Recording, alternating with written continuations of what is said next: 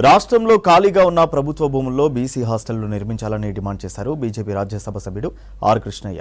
రాష్ట్ర ప్రభుత్వం భూములు కేటాయిస్తే నిధులు కేటాయించేందుకు కేంద్రం సిద్ధంగా ఉందని చెప్పారు. ప్రభుత్వ భూములను ఎట్టి పరిస్థితుల్లోనూ అమ్మొద్దన్నారు.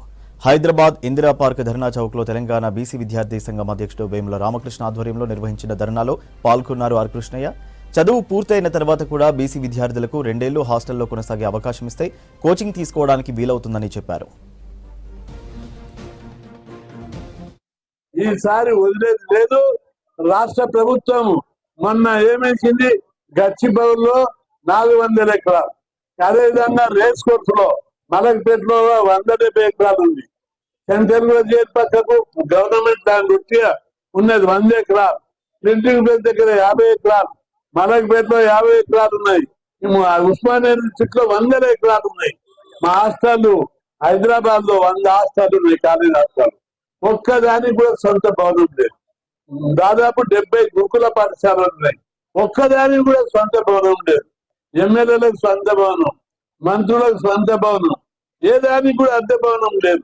మా అగ్గ దొరికిన మా బీసీ హాస్టళ్లు, ఎస్సీ హాస్టళ్లకు సొంత భవనం లేకుండా అద్దె భవనాలు తీసుకొని 3 ఏళ్ల దాకా అద్దె కట్టడం లేదు. దీంతో అద్దె యజమానులు గొడవలు చేస్తున్నారు.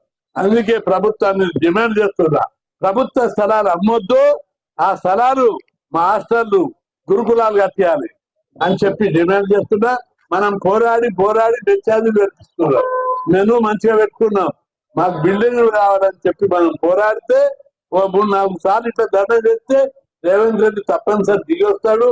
ఆయన ఉద్యమాల నుంచి వచ్చిన నాయకుడు కాబట్టి ఉద్యమాలకు దిగి వస్తాడు. మనం మెచ్చార్జీలప్పుడు కూడా ముఖ్యమంత్రి చాలా బాగా స్పందించాడు.